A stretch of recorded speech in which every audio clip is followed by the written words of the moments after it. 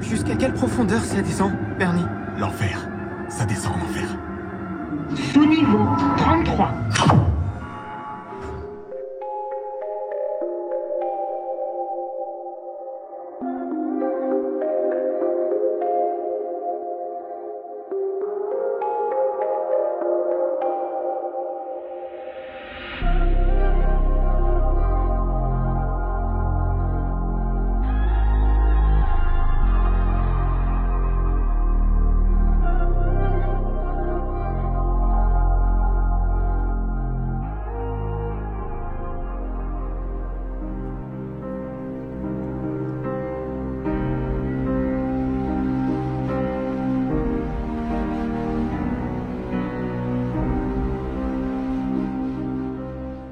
Le XXe siècle a vu naître un phénomène d'ampleur mondiale, celui de l'idolâtrie de certaines personnalités propulsées par la lumière artificielle de ce monde. Ce sont les nouvelles prêtresses babyloniennes, reines du divertissement et de la propagande luciférienne. Ces figures publiques, généralement façonnées depuis la plus tendre enfance pour certaines fonctions, montrent pour beaucoup d'entre elles des signes de fractionnement d'identité, de dissociation, voire même de médiumnité et de possession, tout comme les anciennes prêtresses du monde antique païen avec ses cultes à la déesse mère et à la fertilité. N'est-ce pas Beyoncé qui a publiquement déclaré avoir une personnalité multiple et décrit ses états dissociatifs et autres amnésies lorsqu'elle est sur scène ?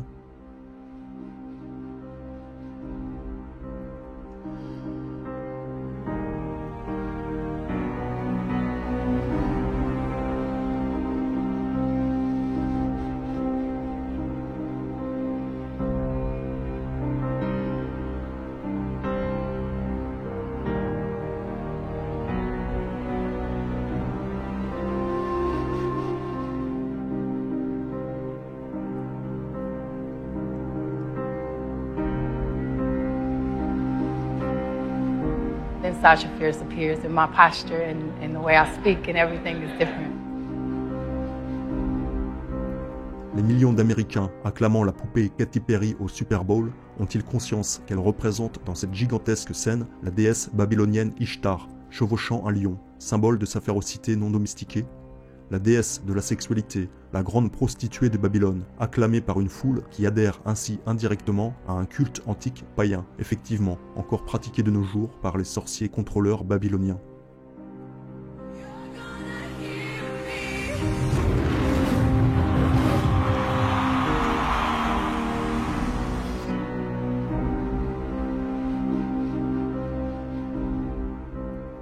Certaines productions dans lesquelles Katy Perry a été exploitée ont également une très forte symbolique relative à la personnalité multiple et au MK monarque.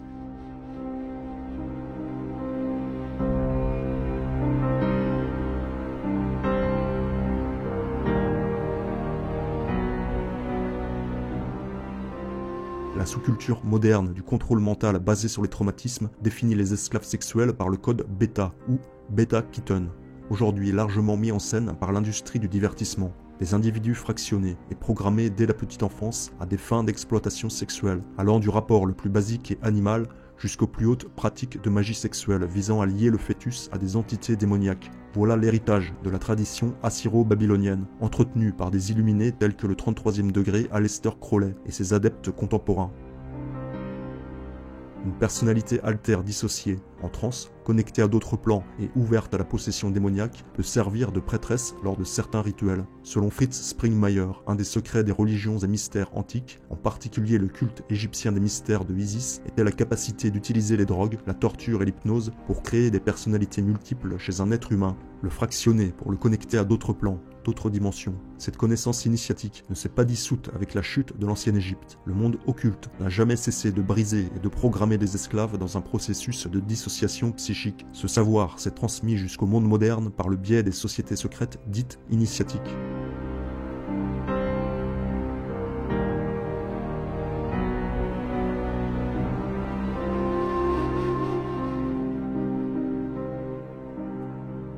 Le comte de Cagliostro, de son vrai nom Giuseppe Balzano, est reconnu comme ayant établi la maçonnerie égyptienne sur le vieux continent. Il est en effet le fondateur du rite de Mizraïm, ou égyptien, essentiellement focalisé sur les anciens mystères. Il s'agit de la maçonnerie hermétique et ésotérique. Cagliostro, qui voulait ressusciter les mystères d'Isis, s'adonnait aux pratiques de magie, notamment à la science funeste des évocations d'esprits et de démons. Pour cela, il utilisait des jeunes filles qui l'exaltaient jusqu'à l'extase pour leur faire rendre des oracles. Cagliostro nommait ses prêtresses médiums les colombes, en référence aux colombes dodoniennes, prêtresses du temple de Jupiter de l'Italie primitive.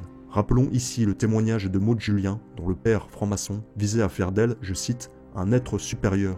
Une élue, une déesse, capable de circuler entre les univers et de communiquer avec les morts. Pour cela, l'entraînement infligé par le père était purement de la torture physique et psychologique, la réduisant à l'état de robot. Cet homme avait très probablement eu accès dans sa loge maçonnique à certaines connaissances ésotériques relatives au processus dissociatif, et il tentait une mise en pratique hautement coercitive sur sa propre fille.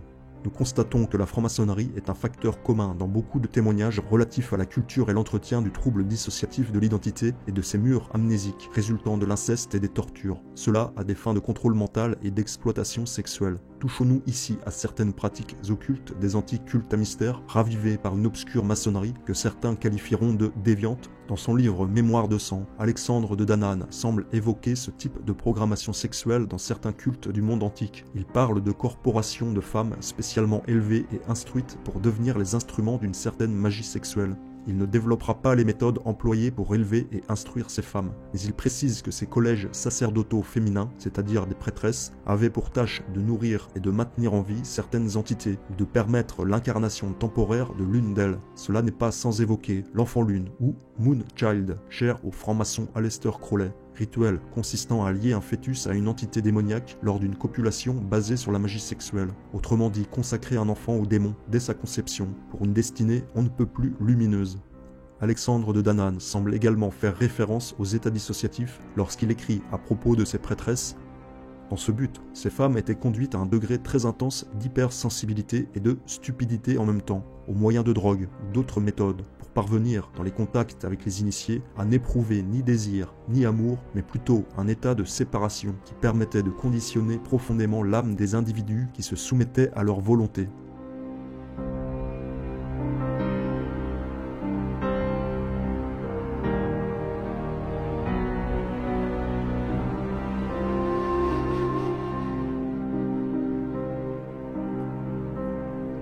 Les anthropologistes tels que Erika Bourguignon et Lénora Greenbaum ont reconnu depuis longtemps la place essentielle que prennent les phénomènes dissociatifs dans certaines pratiques religieuses antiques et païennes, notamment le fait que les individus ayant eu une enfance traumatique dissociative étaient plus susceptibles d'accéder aux fonctions de prêtre ou prêtresse.